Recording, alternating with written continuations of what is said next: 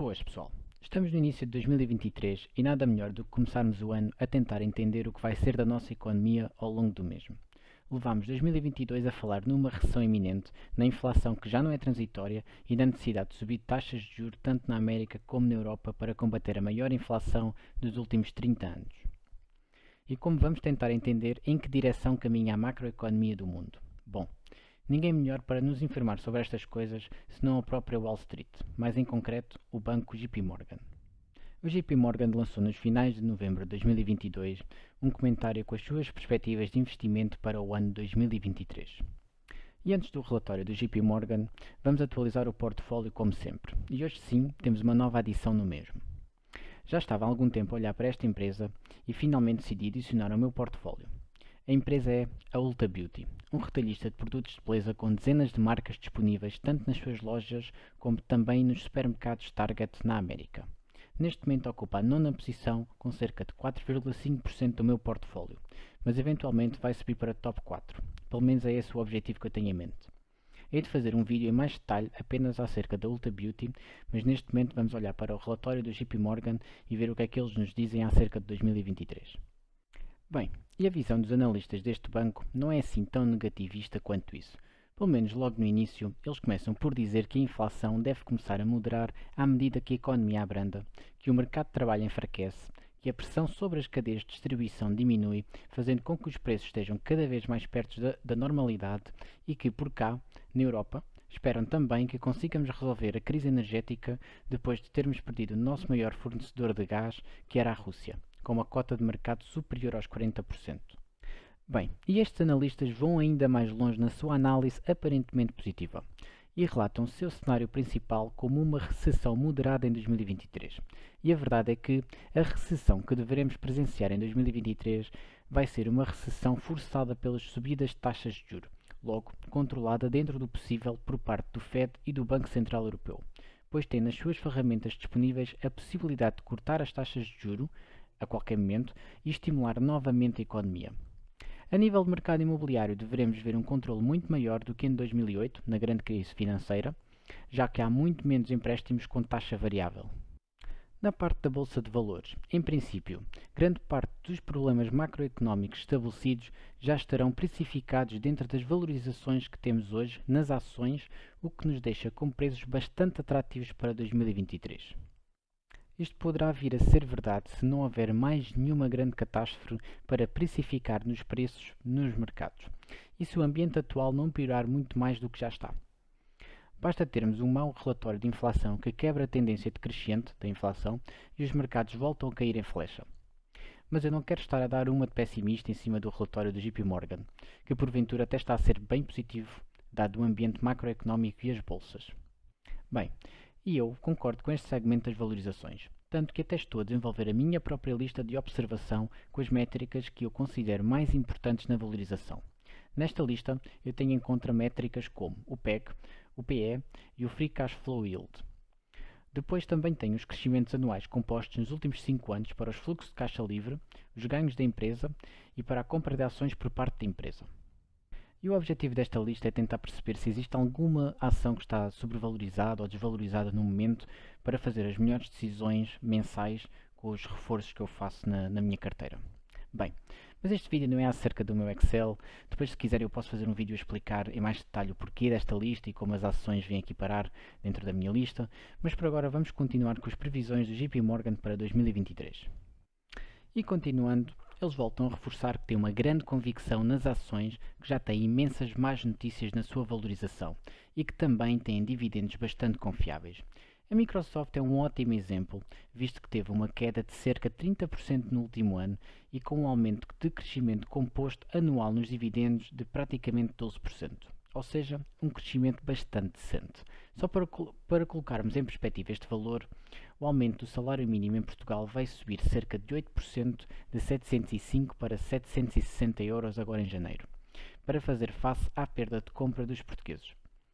Mas que já vem bastante tarde, não é? Enfim, mas se quiseres saber mais acerca da Microsoft, clica no banner onde eu falo em mais detalhe acerca dos seus resultados financeiros. E continuando pelo relatório fora, na página número 2, os analistas fazem a pergunta para 1 milhão de euros. Vai a inflação começar a descer enquanto a economia abranda face à recessão?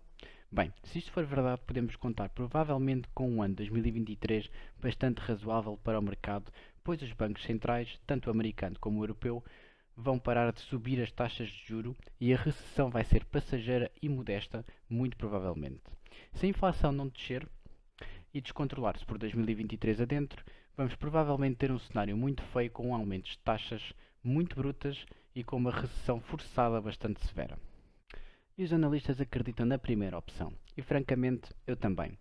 Mas ter esperança não é uma estratégia de investimento, e portanto muito cuidado a analisar qualquer empresa e ter sempre em consideração que podemos enfrentar muito mais dor no mercado em 2023.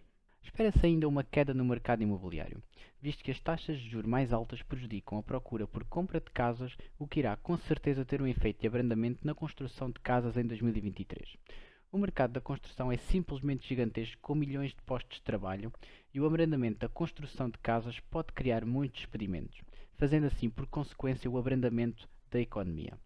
Empresas como a Home Depot, que dependem diretamente da construção de novas casas, pode não ser um bom investimento para 2023, visto que a compra de materiais para a construção e mobília deve cair ao longo de 2023.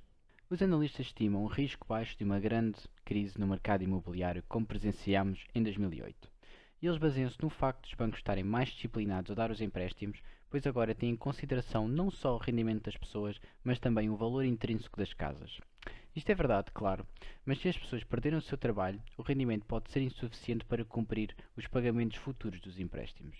Como eu estava a dizer há pouco, há de facto menos empréstimos com taxa variável agora do que em 2008 na grande crise, com apenas 5% dos americanos em taxa variável, comparado com os 20% em 2007. No Reino Unido também existem melhorias, com valores dos 70% de empréstimo com taxa variável, em 2005, para apenas 14% na atualidade. Mas 25% dos empréstimos atuais contam com uma taxa fixa de por apenas 2 anos e depois são obrigados a refinanciar, o que significa que se a recessão e as taxas altas de juros estiverem para durar, o Reino Unido pode vir a sofrer bastante. E continuando para a página seguinte, os analistas do JP Morgan reforçam que o aumento das taxas de juros nem sempre é mau e que nem toda a gente tem empréstimo ativo.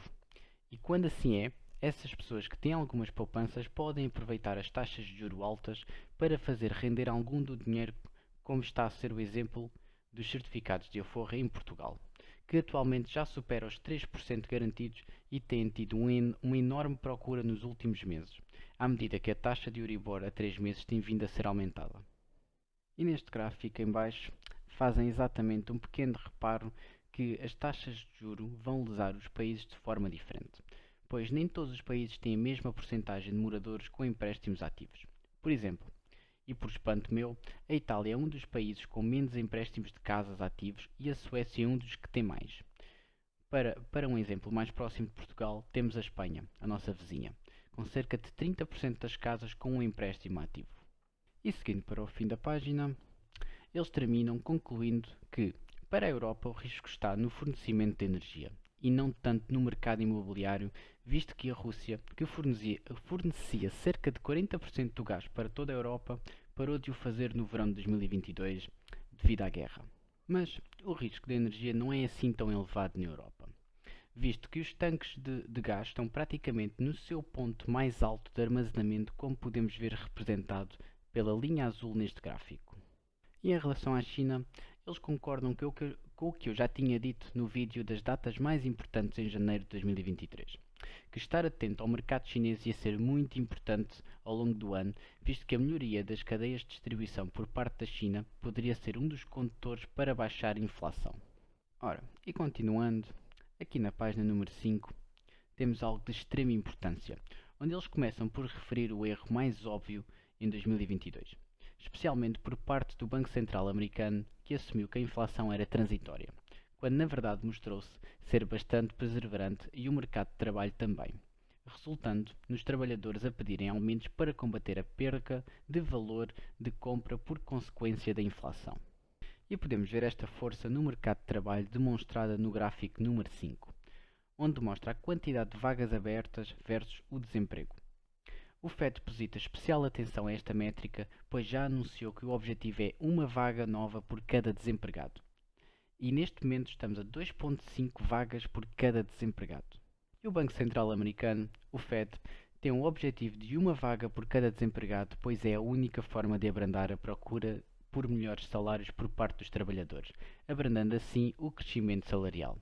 E por mais triste que seja, esta é uma das missões mais importantes do Fed, neste momento, pois sem este controle temos o risco de criar um wage price spiral, um dos maiores inimigos de uma economia estável e saudável. Bem, e o JP Morgan tem estimativa de aumento das taxas de juros para os Estados Unidos da América parar entre os 4,5% e os 5%, o que seria fantástico, pois nós estamos entre os 4,25% e os 4,50%, o que significa que estaríamos muito próximos de um pivot por parte do Fed, o que faria os mercados dispararem positivamente. E por cá, estimam que o Banco Central Europeu parte de subir as taxas de juros entre os 2,5% e os 3%, o que seria igualmente positivo, pois apenas faltaria mais um aumento de taxas de juros e o Banco Central Europeu ficaria por aí. Mas na Europa custa muito mais acreditar que vamos ficar pelos 3% de taxas de juros. Bem, e na página seguinte, página número 6, não há nada de significativo para realçar, apenas que eles suspeitam que os bancos centrais vão ficar contentes em suspender os aumentos de taxas de juros desde que a inflação continue numa tendência de descida, como se tem mostrado ultimamente. Ou seja, nada de novo. Eu vou deixar o link na descrição e nos comentários para se quiserem ver em mais pormenor. Eu apenas estou a realçar o que eu considero mais importante. Saltando para a página número 9, eles falam do seu cenário positivo para 2023, onde basicamente eles realçam o facto da recessão iminente já estar precificada nas valorizações das ações. Neste gráfico aqui em baixo, no número 10, eles demonstram claramente que as ações de crescimento estavam obviamente numa iminência de cair. Ter 32 de price to earnings simplesmente não é sustentável de todo. Toda aquela impressão de dinheiro durante o Covid fez o mercado das ações num total campo de especulações para ações de principalmente crescimento. Portanto, se pode cair mais, claro que pode, mas focando nas ações de valor, a linha laranja no gráfico, vemos que já está em valores históricos muito mais saudáveis. E eles ainda vão mais longe e revelam a sua forte convicção em que as ações de valor vão subir até ao final do ano 2023. Neste gráfico aqui em baixo, podemos ver a correlação entre as previsões de ganhos e o valor da ação. E normalmente o valor da ação lidera as quedas ou as subidas, pois os investidores tentam especular à frente do acontecimento. É expectável que a recessão em 2023 faça descer os ganhos das empresas, aumentando assim as valorizações das mesmas. E como assim, dizem vocês, que esta coisa dos earnings, dos ganhos descerem faz a valorização subir? Bem, para este segmento vou utilizar o Paint para explicar esta parte. Na métrica PE, quando os earnings são reduzidos, faz o resultado da equação subir. Ora, por exemplo, a empresa Meta, o Facebook, que todos conhecem, tem 315 mil milhões de dólares de valor de mercado. E quando dividimos pelos 28,8 mil milhões de dólares de ganhos, ficamos com o PE de 11. Ora, por exemplo, o PE é igual aos 315 de valorização do mercado a dividir pelos 28,8 de ganhos, o que dá um PE de 11. Ora, até aqui tudo bem, certo? Bem, agora vamos imaginar que o Facebook, devido à recessão, desceu os seus ganhos em 50% e apenas ganhou 14,4 mil milhões de dólares em 2023. Mas o valor de mercado é o mesmo. Neste caso, temos um PE de 315, os mesmos 315, a dividir por 14,4 mil milhões de dólares de ganhos, ou seja, 50% dos 2022, o que dá um PE de 21,8, logo automaticamente muito mais caro em relação aos 11 do ano anterior. E isto faz que os investidores vendam a ação, criando ainda mais pressão de venda sobre a mesma. E voltando ao nosso relatório, é exatamente isto que eles falam no texto, que esperam uma descida nos ganhos das empresas entre 10% a 20%, o que fará com certeza fazer descer alguns preços de ações que ainda não tenham esta descida precificada. O próprio Michael Burry até já tinha referido que esta é uma das coisas que nos faltam ultrapassar em 2023. E saltamos para a página número 11 e nesta página temos uma parte muito interessante, onde os analistas do JP Morgan fazem uma conclusão sobre os dividendos, que não só são muito defensivos, mas também são muito mais resilientes numa recessão que os próprios ganhos das empresas. E porquê? Porque os dividendos em questão normalmente vêm de empresas com fundamentos bem sólidos, bem estáveis e com recorde de dividendos pagos por vezes com mais de 10, 20, 50 anos até. E a empresa vai fazer a ginástica possível que for necessária para não deixar de pagar o dividendo. É uma questão de reputação para muitas empresas que pagam os dividendos há décadas e simplesmente não querem perder esses títulos. Podem vir até a cortar a recompra de ações, os tais buybacks, mas muito dificilmente cortam os dividendos. Entretanto, na página número 12, eles até registram alguns dos potenciais acontecimentos que fariam o mercado recuperar em 2023. E esses acontecimentos seriam: por exemplo, no número 1, eles indicam aqui que os bancos centrais pararem de subir as taxas de juros, por exemplo, isso sem dúvida que faria o mercado explodir. Na página número 13, eles dão como exemplo número 2 a China abandonar as políticas restritivas anti-Covid, e eu até creio que estas políticas já estão muito mais brandas e a maior parte até já está a ser levantado, o que indica que a China está a pouco a voltar à sua normalidade, o que é excelente e também necessário, pois como podemos ver no gráfico, a China representa praticamente 16% dos bens essenciais exportados. E a terceira razão seria a redução do risco político, e eles dão como exemplo disto a guerra na Ucrânia, o aumento de regulações entre a China e a América, a dependência que a economia chinesa tem da procura do resto do mundo e vice-versa, e ainda as políticas restritivas por parte dos bancos centrais. Pulando praticamente para o fim, para a página 16, eles fazem um resumo numa tabela do que nós falámos durante o episódio e apresentam 3 casos para 2023. Um caso mais negativo, outro neutro e outro mais positivo. Eu não vou falar sobre estes casos em particular, pois já abordámos uma grande parte no episódio de hoje, mas quero apenas realçar que em qualquer um dos casos, estes têm sempre em conta a inflação. Basicamente, 2023, assim como foi grande parte de 2022, continuamos com os olhos postos no valor da inflação. Se quiseres ver as datas mais importantes que vão mostrar os valores que influenciam o CPI, ou seja, o valor da inflação, vê o vídeo no banner. Bem, e deste relatório é tudo. Acima de tudo, eles têm uma visão minimamente otimista para 2023, pois acreditam que grande parte das notícias negativas já estão contabilizadas nas valorizações das ações, e é uma questão de recuperação daqui para a frente. Mas já saíram os valores do relatório Jolt no dia 4 de janeiro e o mercado de trabalho continua muito quente com valores acima do que era previsto.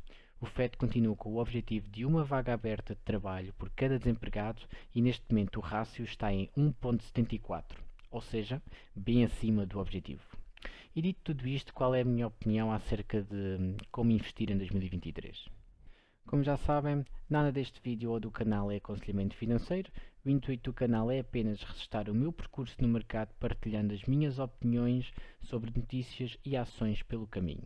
Portanto, no fim do dia, existem milhares de variáveis que não conseguimos controlar enquanto investidores, mas naquilo que conseguimos controlar devemos nos esforçar ao máximo para retirar o máximo de valor, que é investir em empresas que criam riqueza a longo prazo, que geram fluxo de caixa livre ao longo dos anos e que ainda retornam para o investidor valor enquanto expandem o seu negócio. Isto deve ser o nosso objetivo principal. O meu objetivo para 2023 é continuar a comprar empresas com qualidade, empresas que compõem os seus ganhos ano após ano, sem pagar demasiado por elas e esperar. Deixar que estas empresas trabalhem por mim pacientemente. Muita sorte para todos os investidores em 2023, obrigado por terem assistido e até já.